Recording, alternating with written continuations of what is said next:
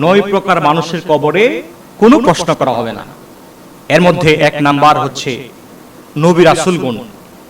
এই পৃথিবীর বুকে আল্লাহ রাব্বুল আলামিন যে সকল নবী রাসূলগণ দুনিয়ার বুকে প্রেরণ করেছেন, এই নবী রাসূলগণ যখন কবরে যাবেন, এই নবী রাসূলগণ যখন কবরে যাবেন, নবী রাসূলদেরকে কখনোই কবরে প্রশ্ন করা হবে না। 2 নাম্বার হচ্ছে ইসলামী রাষ্ট্র যারা পাহারা দেয়, যারা প্রহরী রয়েছে, তারা যখন কবরে যাবে, ওই সকল লোক কবরে গেলে তাদেরকেও কবরের মধ্যে কোনো প্রশ্ন করা হবে না। 3 নাম্বার হচ্ছে শহীদগণ, যারা আল্লাহর রাস্তায় যুদ্ধ করে শহীদ হয়েছেন, যারা ইসলামের জন্য শহীদ হয়েছেন, ওই ব্যক্তিগুলো যখন কবরে যাবে, ওই ব্যক্তির কবরে প্রশ্ন করা হবে না। তবে এখানে একটি বিষয় আছে, আমাদেরকে সেই বিষয়গুলো খেয়াল রাখতে হবে। শহীদগণের সমস্ত গুনাহগুলো আল্লাহ রাব্বুল আলামিন মাফ করে দিবেন। রাসূলুল্লাহ সাল্লাল্লাহু আলাইহি ওয়াসাল্লাম বলেছেন, যারা শহীদ হবে তাদের সমস্ত গুনাহ আল্লাহ পাক মাফ করে দিবেন। কিন্তু একটি সাইড রয়েছে যেগুলো আল্লাহ পাক মাফ করবেন না। সেই সাইড হচ্ছে হাক্কুল ইবাদ, বান্দার হক। যদি কোনো শহীদ বান্দার হক নষ্ট করে থাকে, আল্লাহ রাব্বুল আলামিন সেটা ক্ষমা করবেন না। রাসূল পাক সাল্লাল্লাহু আলাইহি ওয়াসাল্লাম বলেছেন, শহীদগণ যদি ঋণগ্রস্ত হয়ে থাকে, তাহলে পরকালে সেই ঋণগ্রস্ততার জন্য জবাব দিতে হবে। সেই ঋণ আল্লাহ পাক মাফ করবেন না। সেই জন্য রাসূল পাক সাল্লাল্লাহু আলাইহি ওয়াসাল্লাম বলেছেন, আমার উম্মত শুনো, তোমরা দুনিয়ার বুকে ঋণ মুক্ত হয়ে তারপরে কবরে যাও। সমস্ত ঋণ মুক্ত হয়ে তোমাদেরকে কবরে যেতে হবে।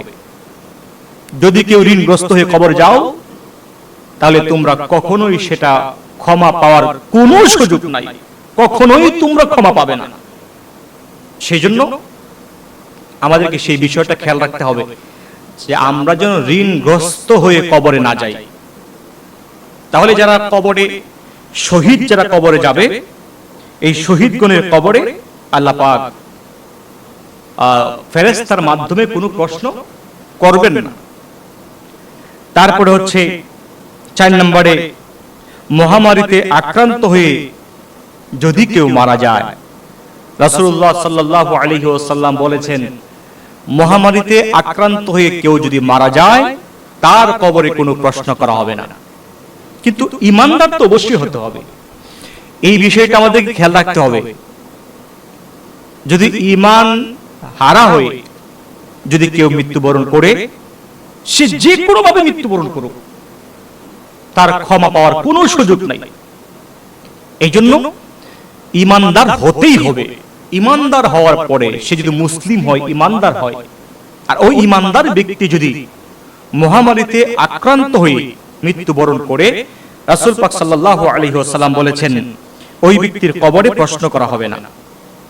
তারপরে 5 নাম্বার হচ্ছে যারা শিশু, শিশু যদি কবরে যায়, শিশু যখন মৃত্যুবরণ করে আর ওই শিশু যখন কবরে যাবে, ওই শিশুদেরকে প্রশ্ন করা হবে না। রাসূল পাক সাল্লাল্লাহু আলাইহি ওয়াসাল্লাম বলেছেন, শিশুরা যখন কবরে যাবে তখন তাদেরকে প্রশ্ন করা হবে না। এই শিশুরা কবরে যাওয়ার পরে হযরত ইব্রাহিম আলাইহিস সালাম এই শিশুদেরকে কোরআন শিক্ষা দিবেন। কিয়ামত পর্যন্ত শিশুদেরকে কোরআন শিক্ষা দিতেই থাকবেন। এমনকি রাসূল পাক সাল্লাল্লাহু আলাইহি ওয়াসাল্লাম বলেছেন, যার শিশু মারা যায়, ওই শিশুর পিতা মাতা যদি জাহান্নামীও হয়ে থাকে, এই শিশুর উসিলায়, এই শিশুর সুপারিশে আল্লাহ পাক শিশুর পিতা মাতাকেও মাফ করে জান্নাত দান করবেন। সুবহানাল্লাহ। এই জন্য কারো যদি শিশু মারা যায়, ছোট সন্তান মারা যায়, সেদিকে লক্ষ্য রেখে মন খারাপ করা যাবে না, আল্লাহকে দোষারোপ করা যাবে না, আল্লাহকে গালি দেওয়া যাবে না, এবং ধৈর্য হারা হওয়া যাবে না। একমাত্র আল্লাহর উপরে সমস্ত সিদ্ধান্ত, আল্লাহর সিদ্ধান্তই চূড়ান্ত, আল্লাহর ফয়সালাই চূড়ান্ত। সেদিকে খেয়াল করে আল্লাহ পাক যা করেন সমস্ত কিছু বান্দার ভালোর জন্যই করেন, সেদিকে খেয়াল করে আমাদেরকে ধৈর্য ধারণ করতে হবে। তারপর হচ্ছে 6 নম্বরে হচ্ছে যারা নিয়মিত সূরা মুলক তেলাওয়াত করে, হঠাৎ আজকে পড়েছেন আবার 1 বছর পরে আরেকবার পড়লেন, এমন নয়। ফরজিয়াতের পাশাপাশি যারা নিয়মিত সূরা মুলক তিলাওয়াত করে, ওই সকল ব্যক্তি যখন কবরে যাবে, ওই সকল ব্যক্তিদের কবরে কোনো প্রশ্ন করা হবে না। তারপরে 8 নাম্বার হচ্ছে যারা সিদ্দিক, ওই সিদ্দিক ব্যক্তিগুলো, সত্যবাদী ব্যক্তিগুলো যখন কবরে যাবে, তাদের কবরে কোনো প্রশ্ন করা হবে না। তারপরে হচ্ছে 8 নম্বরে জুমার দিন বা রাত যদি কেউ মারা যায়, আর ওই ব্যক্তি যদি ফরহেজগার হয়, আল্লাহ রাব্বুল আলামিনের সমস্ত ফরজিয়াত সঠিকভাবে মেনে থাকে, আর ওই ব্যক্তি যদি জুমার দিন অথবা রাতে মৃত্যুবরণ করে, ওই ব্যক্তির কবরে কোনো প্রশ্ন করা হবে না।